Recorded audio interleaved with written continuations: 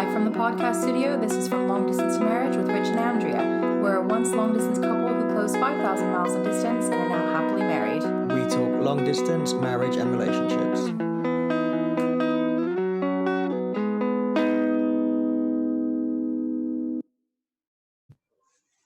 Hi everyone, welcome to episode 71 from Long Distance to Marriage. You might notice there's something a little bit different. We're on video. Why is that? Because we've done a video episode with our guest Jordan Syatt of Syatt Fitness, and we thought we should do a video introduction to go with it. Yeah, so this is when we really wanted to interview Jordan over video. We've been followers and fans of his for years, so that we try a slightly different format. Also, you may have seen us announce a couple times recently that all of our episodes are now available on YouTube. Our channel there is new. So those are all audio episodes still, but this is obviously the first video. So we hope you guys enjoy it and let us know what you think. There it is. That all went weird. Still with us? Yeah, I can see you. Hello.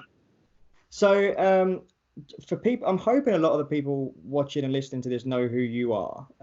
But for those who don't, I mean, I've been following you. It's got to be a few years, and I found you through following Gary Vaynerchuk. Got it. Okay. And then your posts cracked me up to the point. And then she's a huge Harry Potter fan, and she got me into coffee kind of. So you're like the one person I'd be reading your stuff. I'd be pissing myself on the couch. I'd say, look at this. You have to follow this stuff. And she's not a big Gary fan, so that I had to kind of he's doing with Gary. She's gonna get mobbed. But it's just like he's Gary's trainer, but it's not about Gary. Follow this guy, and then you did, and and she's in the inner circle now. We're big. Oh, that's amazing! You didn't say that before we started recording. I love it. I put in the email, but I don't know if you saw it. So. I mean, so for anyone who doesn't know, we'll let you talk about yourself in a sec. But I mean, I think from my point of view, in the fitness world, there's so much confusion and misinformation around specifically weight loss and teas and vinegar and pills and potions and everything. And I think you're probably in a way, I think you're kind of the only resource people need. There's the no bullshit. It's calorie deficit. This is how you do it. You've got all the free information people need to how to calculate this and how to track that and what to do. And also, I kind of feel like if people have access to you and they're prepared to follow it, that's all they really need. So that's going to be my main plug for anyone listening and watching is if that's you, just follow Jordan. And if you implement it, you'll get there. And also the honesty around this is going to be really fucking hard. It's going to take a lot longer than you think. It's managing that expectation where the people that plug the teas and the this and the that, oh, it's going to be so easy. It's not happening in a week, which, let's be honest, it's ridiculous. Well, I mean, the thing is, and I know this is, we live in a content-driven world, but you can get there with your free stuff. So you joining the inner circle was partly through the loyalty you've cultivated through what you do. Rather than I have to pay Jordan to get his stuff, it's all there for free, So and the support was a huge part in the Facebook group and stuff. Yeah, so we just want to you haven't paid us to say that. There's no promotion. So we just want to genuinely we're big fans of what you do, and I think if people can really get the help they need. So anyone who's listening and watching feels like that's what they need. Yeah. Jordan's the guy. So this isn't just fitness though. Jordan, I think one of the reasons we thought initially that it was probably worth reaching out to you, you have, I guess recently in the past year or so, closed the distance of a long distance relationship. So could you just give us... Before we get to that, let's let Jordan introduce himself and what he's done. Because we've kind of spoken around it. You just talked for ages. Yeah, I know. Well, it's my podcast, so... No, it's not. Yeah, well, thank you both so much. I appreciate it. It's a pleasure to talk to you. I think, I'm basically a fitness coach. I've been coaching people since I was 14 years old is when I got my first job as a coach, as an internship, and I fell in love with it. I love coaching people. I think a lot of coaches struggle because a lot of coaches become coaches because they like working out. And I loved working out growing up, but when I started coaching people, that's really what I loved, is the aspect of coaching. And I think that's this industry has a huge burnout rate. There's a massive burnout rate among coaches. People stop coaching within the first year, like above 90% of coaches. And I think it's because when you start working out and you enjoy it, people want to think, oh, well, if I could stay in the gym all day, that'd be great. But it's one thing to love working out. It's another thing to love coaching. And I just love interacting with people and coaching people and helping people. So that's what I do. I I try and put out the most honest content I can. I've been through many phases in my career. I started writing content in 2011, and back then if you look back at the content, it looks very different than what I do now. Even though the information is very similar, I would present it in a way that I was trying to impress my colleagues as opposed to trying to help the people who need it. A lot of my content I was trying to use big fancy scientific words, and it was done out of an insecurity on my part rather than trying to take the knowledge I had and trying to break it down as simply as I could. So that's really what I do now, is I try and break everything down as simply, as plainly as possible to make this whole process as easy as it can be, which it never is easy, but try and make it easier. Perfect way to explain it. You know better than we do, yeah. So going back to when I interrupted Andrea, so like I said, we've been following you for long before, but then within the last year, we were in the airport. We were just going back from the States. We were in LAX, and I saw you put up a post about you move in, or she moved out to wherever you live. I can't remember the exact word. She lived separately. I have been in New York since I started coaching Gary about 3.5 years ago, and she was in Atlanta. So now she moved to New York. In May. So it's been about almost a year now. It's been almost a year that she moved in. Yeah, we're there. Yes, right. So, and then I thought, oh, Jordan's. We can get Jordan on to about his relationship. But before that, so I want to ask, how did you get to coach Gary? How did that all come about? Because I'm sure people listening to this will know who he is too. Yes. So I started putting out fitness content online in 2011, and I was in college. And I didn't have any idea that a business was possible. I was a college student. I was in my dorm room. I didn't really like school very much. The teachers were very misinformed. The kids were spending their parents' money on alcohol and drugs. And I was a very bitter, angry person at the time. I was not happy being in college. I just spent the year traveling in the Middle East. I was in Israel for a year. And coming to college was just not the happiest place for me, but I always loved fitness. So what I started to do was I was just putting out my workouts and fitness and nutrition information on a website that I had. And in 2012, one of the articles that I had written, it was literally to date one of my least popular, least read articles. Very few people have seen it. Very few people like it. It was an article about how to improve your posture if you sit at a desk all day. And it just so happened that one random person who I didn't know at the time, he was living in Chicago as an accountant, saw that article. They commented on the article. They asked me a question. I answered their question. And through a crazy chain of events, that accountant in Chicago became Gary's coach several years later. And his name is Mike Vacanti. And Mike's an accountant? He used to be. Right. Okay. Yeah, that was his job before he was a personal trainer. And so then Mike followed my content ever since then, and we never really interacted. He commented, I answered his question, and I didn't know his name, never mind. I could never point him out in a crowd, but just this random person who commented, I replied. And he, through a crazy chain of events, he got an internship in New York, moved to New York. Through that internship, met Gary, became Gary's coach. And then when his contract with Gary was up, Gary was like, who's going to coach me next? And Mike was like, I think I know a guy. And I was living in Israel at the time. And so we spoke, and I ended up getting the job coaching Gary. And I love that story because it goes back to Gary's thesis, or one of his theses, which is you never know what piece of content is going to change your life forever. And it just so happened that one piece of content that I made, not only did it not go viral, still very few people know about this article. It's one of my least viewed, least read articles. And that piece of content is what sparked Mike to follow me and what created that relationship. And that's how I ended up getting the job with Gary. Is that Mike of Mike's Macros that you talk about? Exactly. The app? Okay, cool. So the food track, calorie tracking. Completely independently of you or Gary, I found Mike. He has an article on how to track raw meat. Yes. Because I used to track cooked meat thinking it's dry. Yeah. And so I have that article bookmarked now his is the calculation that I use for if it's like well done meat, like chicken, or if it's rare beef or whatever. So completely independently of anything else, it's just It's a small world. it's a small world, but we don't know any of these people other No, than talking but to you you know now. of them. But, yeah. So It's amazing. It's really amazing how the internet can connect all of us. The fact that we Yeah. just are doing this as though it's a normal part of our afternoon is pretty crazy. Yeah, Right. and then like the long distance community is insane on Instagram and everywhere. I think we did the long distance thing a long time ago when it was a lot less connected and a bit trickier to do it. And we thought, God, wouldn't it be amazing if people had that support now? But well, yeah, we started this podcast.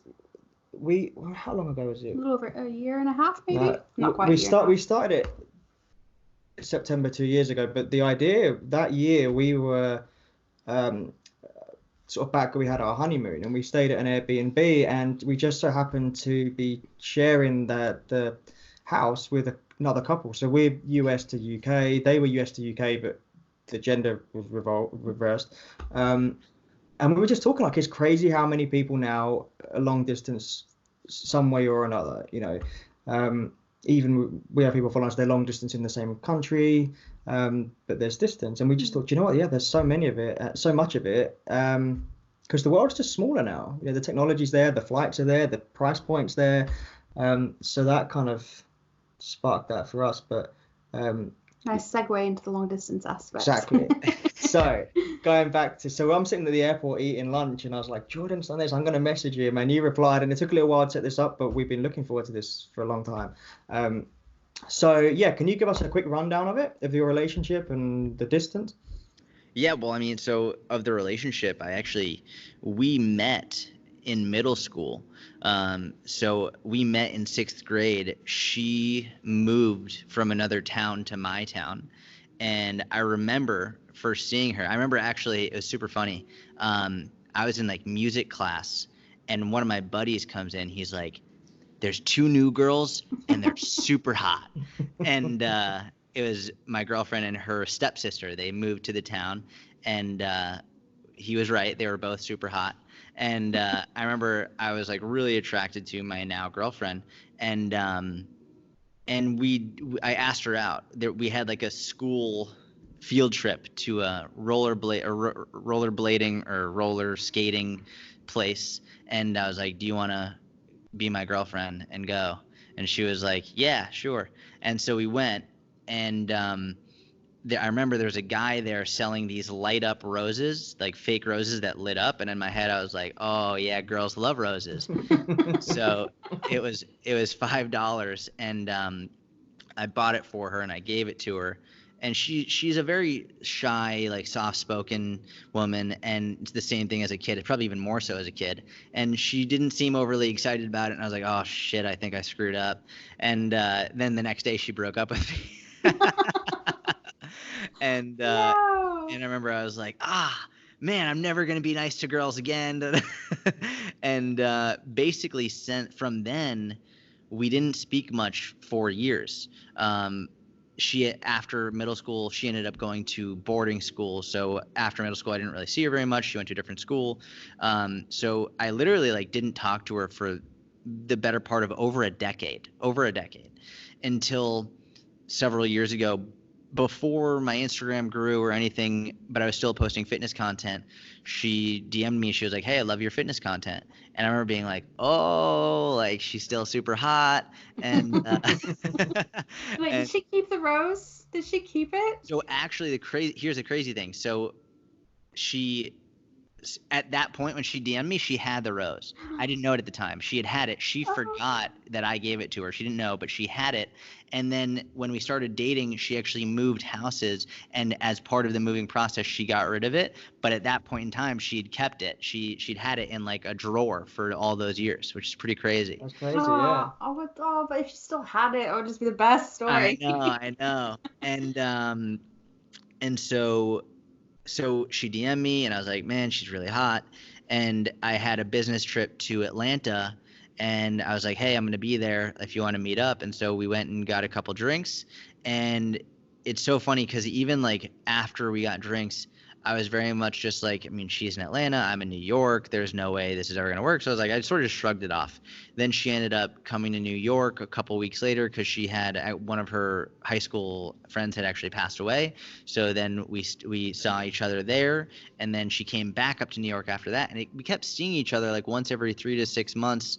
And and it slowly developed into a long distance relationship, I think the crazy part is, based on my schedule with Gary, in which I was training him literally 7 days a week for 3 years straight, traveling all over the world. If he was in Hong Kong, I was in Hong Kong. If he was in Germany, I was in Germany. If he was in LA, I was in LA. I don't think that a close distance relationship would have worked, because I think they probably would have been expecting to see much more of me. Whereas long distance, you expect to see very little of you anyway. So the fact that it was a long distance relationship, very slowly building, and I was traveling a lot, I think it actually worked out in our favor. And so we did that for the better part of 2 years, where we would maybe work up to the point of seeing each other once every 4 to 6 weeks. And it was for 2.5 to 3 days at a time. And I mean, for much of it, I had a lot of work to do. So we'd see each other for basically a weekend or so every month and a half. And until basically we decided it was time that, like, all right, so what are we going to do? Are we going to really try and do this or not? And so we're like, all right, let's move in. And so then she moved in last May, and it's great. Awesome. Yeah, I think it's a good point. Like, because we've kind of made similar points that sometimes the distance can allow a relationship to kind of grow more organically without so much pressure. Because I think obviously close distance relationships need no promotion from me. They're pretty popular, but I think a lot of them can. I think they can maybe start with sex or start with certain expectations of, like you said, there is an expectation of, we got to spend this much time together. You're only down the road or whatever. Yep. So I think we have a blog post on the benefits of long distance relationship. There's not many, but I think people who are in them they only hear the negatives, and they hear the people around them say. Did you get that, by the way? The people around you saying it's never going to work out with the distance, or? Actually, I was the one who kept saying it was never going to work out. Like, I didn't think it was going to work. I was like, there's no way, long distance doesn't work. And especially the more into the relationship we got, when we were together, it was amazing. But as soon as we separated, we'd start fighting, like, immediately. Yeah. We hear that from quite a few of our followers. We had that. Yeah. It's just suddenly the tiniest things that wouldn't be a thing when you're in person, because you're upset and you miss each other and you're frustrated. I don't remember it. Well, you probably blocked it all out. It was terrible. Yeah. Well, we hear that quite a lot. Yeah. And I think the fights are even more stressful when you're long distance, because you're not with them. And then in your head, out of insecurity, I know for me, I'd be like, well, what is she doing now? That, like, they throw their phone down and don't reply, and you're like, what's going on? It was like, where are you? I don't know. Where have you been? I haven't heard from you in a few hours. Like, who knows? So I think the ability for your own insecurity to really take over in those situations is far more enhanced than when you're in a closer distance relationship. But it's so funny that you're talking about the benefits of a long distance relationship, because now, having the benefit of hindsight, I think that there's a tremendous amount of value that comes from not feeling required to see them every day. I think a lot of people feel smothered in a close distance relationship, especially from the beginning, where they feel required to hang out with them, or they feel bad if they can't hang out with them, and that creates this, like, almost you spend too much time together too soon. And it's, like you were saying, oftentimes very much built out of sex, which I have no problem with sex at all whatsoever. I think it's great. But what's your favorite workout move? I can't remember how you say it. Naked hip thrust. Yeah, naked partner hip thrust. Yeah. Naked partner. Sometimes explosive naked partner hip thrust. Explosive, that's the next level. But I think when you start out almost with the expectation of needing to see each other a lot, and when you see each other, it's all sex and all physical, a lot of times it's difficult to actually develop a partnership. And I am by no means a relationship expert at all. Like, I want to be very clear on that. I'm just purely telling my experience. And also, I know I have many friends who are in relationships, and anytime they travel, it's a pretty big deal for their relationship. It's like there's a lot of mistrust. There's a lot of difficulty with communication. But anytime I travel or she travels, it's very easy now, because we already did that for so long. We already spent so much time apart. The idea of traveling now for only 2 or 3 days or even a week is like, it's cool, like not a big deal. And I think building the foundation of our relationship on that, which was really essentially a really good friendship, is much stronger than if you build the foundation on physical. Yeah, that's a good point Yeah, about traveling. We have that as well. I Yeah. mean, he started traveling for work. Sometimes I go home to see my family, you know, in California, and it's like, great, I'll miss you. Like, have fun. Yeah, exactly. It's a good point, and I think because what we found was our relationship was just built on communication, just Yep. because it's all when you're long distance is all you can do, you know. Yeah. And so for us, I mean, we got to know each other so well, like even like when she's anxious, like she'll start fiddling with her thumbs. And I used to see that on webcam, and I was like, "What's bothering you?" You know, and And he still does it. and I still know. So like, you really pick up on the small things. And I think on the communication, it'd be interesting if you guys have this as well. I think I'll talk to friends or whatever, and they'll be complaining about, you know, their husband or their boyfriend or whatever, and I was like, well, have you talked to him about it? No, I can't do that. It's like, why not? Like, just ask him. Yeah, Or just talk. all these taboo subjects. I'm like, there's literally no secrets, no mystery. Like, we can talk about anything. And I think, like, do you guys kind of find that too? Like, that you can Yeah, everything. it was very difficult at the beginning. I think like in any relationship, you're always testing, even in a work relationship, whatever, you're always testing the waters. You don't know how far you can go. And I think a lot of people say no secrets, over communicate, but they don't actually mean it, because then when someone says something, then they lose their shit or whatever it is. So for me, from the very beginning, and I very much took this from Gary, is this idea of over communication and say anything and everything. I will not snap, I'll not get upset. And when we first started dating, she had a lot of trouble with that. And I think a lot of it was based on her upbringing and not really being able to freely speak. So there was a lot of headbutting and a lot of really, for me, trying to dig, like, okay, what do you mean? What do you mean? Let's talk about it, whatever. We've gotten to a point, I'd say probably within the last year, where if I can, you can tell when they're not saying what is on their mind. We can really have a sit-down conversation, but we've gotten to a point in which if something is either bothering us or needs to be said or spoken about, it's brought up basically immediately, and we can talk about literally anything. It's not always a comfortable conversation. It's not always like a fun thing to do. Just because the lines of communication are open doesn't mean that it's always a great discussion.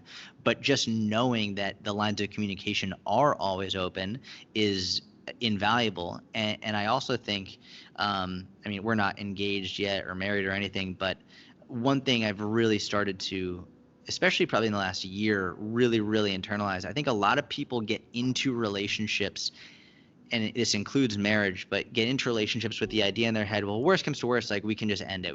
I can break up with them. I used to be that person. And I think one of the best things I've done is to eliminate that thought process, because if your first initial thought is, well, like I can always break up with them, then at any point in time, at any difficult spot, you'll always look for that as the fallback. But when you look at something like, no, this is a commitment that I'm very invested in, that this is looking for like the long-term thing, you don't look for the excuse to break it off. You don't look for the reason to end it. You're looking for the reason to fight for it. And it doesn't mean that no one should ever break up. It doesn't mean that you get in a relationship with someone and you're all right, I have to marry you. And it doesn't mean that you can't end marriages. If someone is a bad individual or abusive, whatever it is, then of course, like, you always have to do what's best for you. But I think the best thing that I've been able to do, and we've been able to do together in this relationship, is truly understand that nothing is off limits in communication, and not look for a reason out, not look for, okay, you know what, like, this just isn't working for me, we're going to break it off. We always have to communicate. And there have been many times where I've said what I've needed and she hasn't been able to follow through in the first 2, 3, 4, 10 times, and finally it happens. And there have been things that she said she needed that I haven't been able to follow through with in the first 10, 20 times. But it's patience and persistence and communication, and that's really it. Absolutely. Yeah, and I think you made a good point and about looking to fight for it, because the way I see it is you become family, right? And with any other member of your family, you don't say, well, we've had a fight and fuck you, I'm never talking to you again, and I'm leaving the family. It's over. You say, you know, like you witnessed, I've had some horrific fights with my family, like nothing physical, but just been, you know, loud shouting arguments and stuff. But it's always like, you know it's going to be okay because it's your family.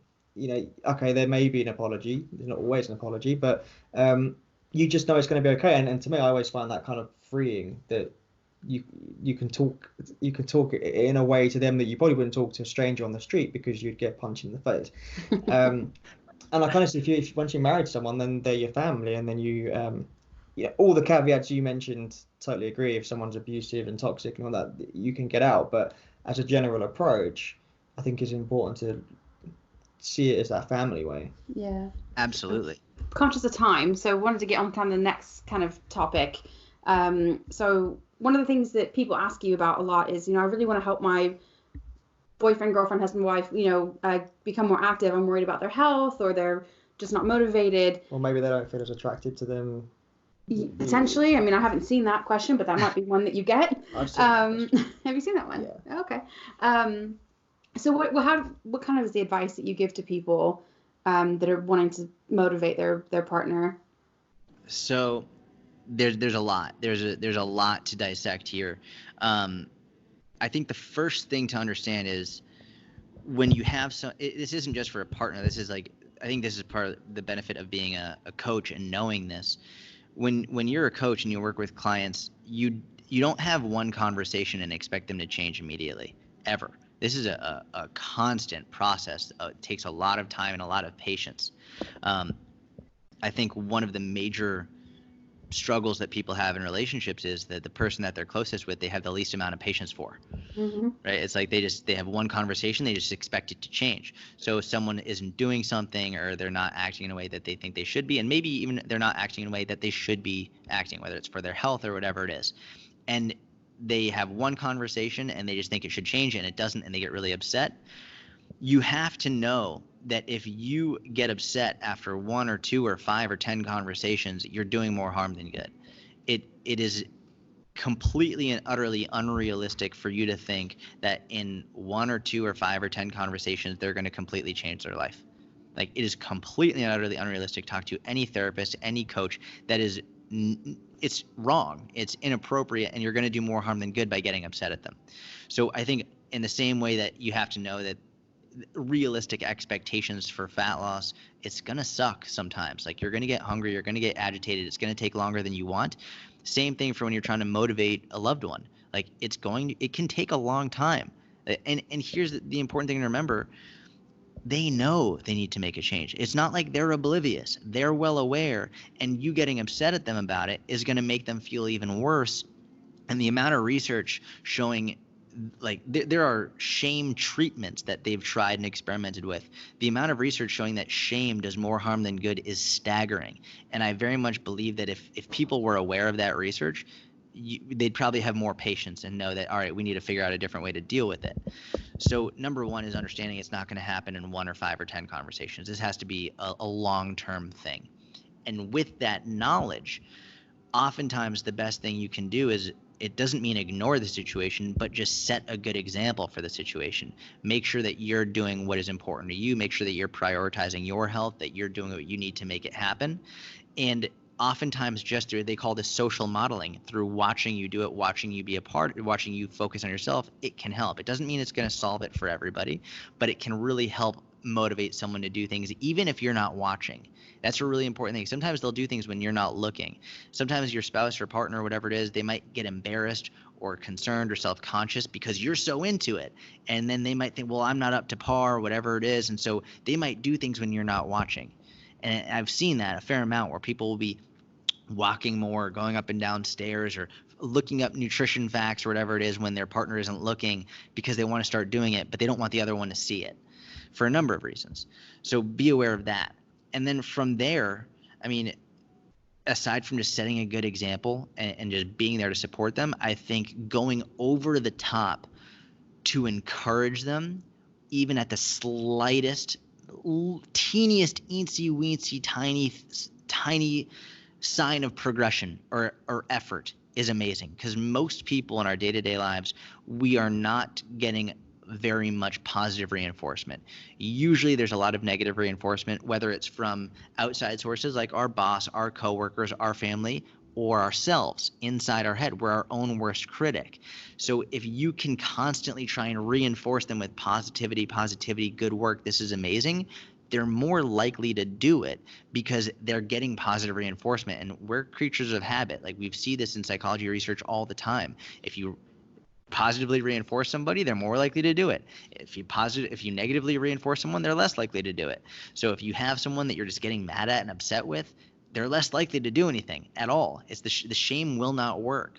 So when they do, if you see that they happen to drink a glass of water, you can be like, oh, have you been focusing on drinking more water? That's amazing. Even literally, it doesn't even have to drink the whole glass, just having a sip of it. I love that. This is amazing. I'm glad that you're having more water. I love seeing that. They'll be more likely to drink more water. It's like if they happen to have like a fruit, whatever it is, I love that you're having more fruit. That's amazing. Rather than being like, wow, that's the first piece of fruit I've seen you have in a while. Yeah. Like, you know what I mean? You have to switch it. And I think, I see this. Most people tend to go more towards the pessimistic route in life, which it's easier to go pessimistic, negative, whatever. You have to switch the more optimistic route. I love that you're having more fruit. I love that you're drinking more water. It's like, you look amazing. Like, it looks like, I don't know if you've been doing anything, but it really looks like you're doing well. Whatever it is, give them positive reinforcement and a reason to keep trying rather than negative reinforcement, which is only going to compound in their own head because we're all our own worst critics. Totally. And this is like, it's really surreal sort of watching you in real time because we watch so much of your content. But this is exactly the approach you bring to your everyday kind of fitness videos and the approach. It's a really positive, motivating, not beating yourself up kind of approach. I think so many people and you set that expectation out that your weight is gonna spike. You shared one of my his graph. It was a couple of years ago. I sent you my Fitbit graph. Yeah. She freaked out. She was like, "Oh my God, you're famous!" She was telling the whole family about it. But you set that expectation out, and so I'm really just saying this for the benefit of anyone who's listening and isn't familiar with you. That kind of, I think a lot of that's missing in fitness and health because so much of it is on 30 days to whatever it is you're looking for. It's on the shame that you mentioned. It's look good for your partner, and there's very little, I think, about actual self-esteem and self-worth and this being a process and a journey rather than a diet. And striving for consistency rather than perfection, because no one can do that. You don't have to be perfect. You just have to be good enough, consistent. Good enough? And so like I said, I'm really saying this for the benefit of people who this is their first exposure to you, and just kind of let them know that you have a very wholesome sort of approach, I think, to it. I appreciate that a lot. Thank you for what you're doing. I think we have two very important questions. Yeah, of course. What Harry Potter house do you belong to? That's probably the most asked question I get. Is it? Yeah, people ask me all the time. No one gives a shit about your fitness content. It's so true. I have to say Gryffindor is just like, and you're wearing the right color for it as well. Yeah. I just have to say Gryffindor, and it's not even because I'm like a huge Harry fan specifically. It's more just like I love the values of Gryffindor. I love that. It's actually kind of useless. It's mainly the people around him that get him through stuff. I'm just saying. I think it's a really good point in terms of the support systems around him, the people that he surrounds himself with, which I think it says a lot about him, the fact that he is willing to do that. I think there are many characteristics of him that I do respect and admire, but the characteristics of those around him, I think, are more of what I strive to emulate. I think Sirius is one of my favorite characters. Also, Dobby is one of my favorite characters. I think Dobby, for a number of reasons, I mean, he's so sweet and kind. But one of the things about Dobby that I think goes very unnoticed is how powerful and strong he is. The things that he can do are like the little bit that we do see of him when he really shows how powerful and how strong his magic is pretty tremendous. But you very rarely see it. And I think there's a lot of people who they're kind and they're sweet, but they're not very strong or powerful. And I think to be strong and powerful but not use it is a much greater strength and sign of your kindness than it is to not be strong or powerful at all. I think it's much more admirable to have the strength and not use it than it is to have it than to not have it at all. I think someone else in the book that Professor McGonagall is my absolute favorite. And I think she's a bit more stern, and, you know, she has to make sure the kids are doing everything they need to do. But that last scene where she just like lets loose and she's bringing statues to life, and was like, Maggie Smith, I love her so much. And the other one is, are you still doing your coffee company, Unicorn Coffee? No, so I stopped that about a year ago now, right? About a year ago. It's still active. The company is.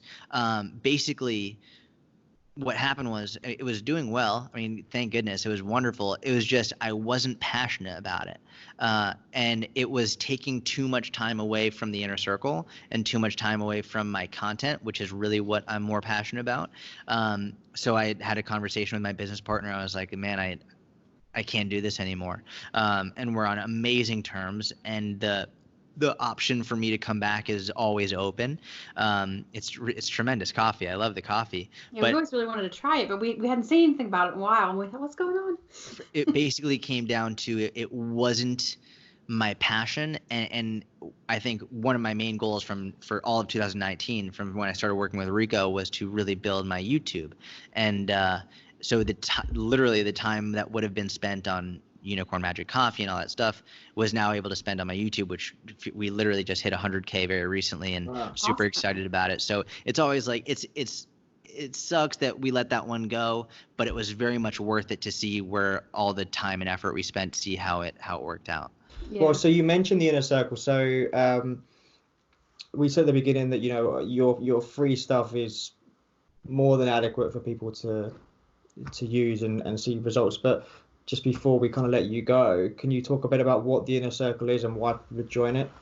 Yeah, well, what I'll say is this, and I appreciate you bringing it up. I will say, do not buy anything from me until you look at my content first, and if you enjoy my free content, because literally everything that you need is available for free on Instagram, YouTube, podcasts, everything.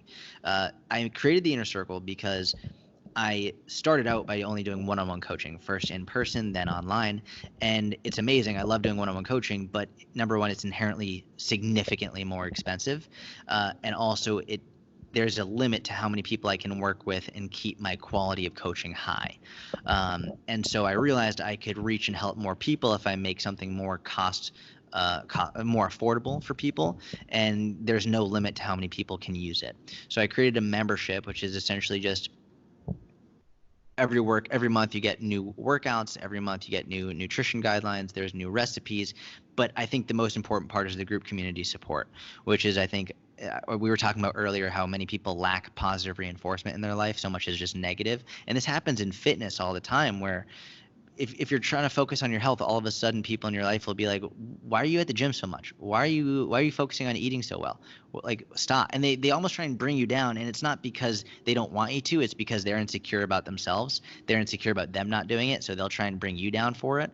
So the group community is, I think, the best part of it. And ironically, I have the least amount of involvement in that, in terms of it's mostly the members. They make it themselves, and that's why it's so great, is because you have a group of people from all over the world. We have members in India, we have members in Portugal, we have members in Russia, we have members in Norway, we have members all over America, everywhere. And everyone is so supportive and so encouraging, and that's really what I think the best part about it is, just having a community of people who will be there to support you and encourage you and motivate you. That's my favorite part about it. I think there's so many ideas, and I've never... She's always talking about posting in Facebook. Yeah, I was like, oh, someone said this, someone did this, and it's just, I've been in different kind of, not like a membership group, but different groups, following different hashtags, different people, and just the negative comments and stuff. Like, there was a lady posting her deadlift, I think it was her deadlift, and she's in her bedroom, and some guy was like, I fucking love it that you're doing your deadlift in your bedroom. That's like the best thing I've ever seen. And I thought, that you don't get that everywhere, and I just really like it that everyone is so good. And it is remarkably affordable, yeah, too. I mean, I don't want you to put the price up because, like I said, she's a member, so keep her in. But it is. We were kind of surprised at the price of it. So we just wanted to get that plug in there for you. And also the other thing is that you quite often seem to do like a free month for people, don't you? So all the time. so People do something cool. yeah, so listen to this, follow Jordan, do something cool, get a free month, and then pay the man. And I think just on your content, I think last thing I just want to say, we're both in marketing and writers, and we just love the way, you know, you say stuff, and personally the Harry Potter stuff that you work in, it's magical. It's really engaging and just different, and makes you want to read more and do more. Yeah, the relationship stuff was just a little ploy, basically, to get you on the call. Yeah. But yeah, so I think, you know, like we're conscious of your time. We're really, really grateful that you spared us this. So is there anything you want to mention while we've still got you? Anything to plug or tell people? Honestly, I'm very appreciative that you were so patient in the time it took to make this happen. I appreciate you having me on. You're both wonderful to speak to. And if I can ever do anything, please let me know. And if you're in New York City, please let me know, and we'll definitely either get a lift in, grab coffee, something. Oh, and let us know if you do the London meetup, because I will be there. Absolutely. Yeah. I'll be in Liverpool in September. Okay. We can come to Liverpool. We can go to Liverpool. Yeah, there's a big fitness seminar. I forget the name of it off the top of my head. There's like some fit expo in Liverpool. So I'll definitely be there then. If I'm there sooner, then I will absolutely let you know.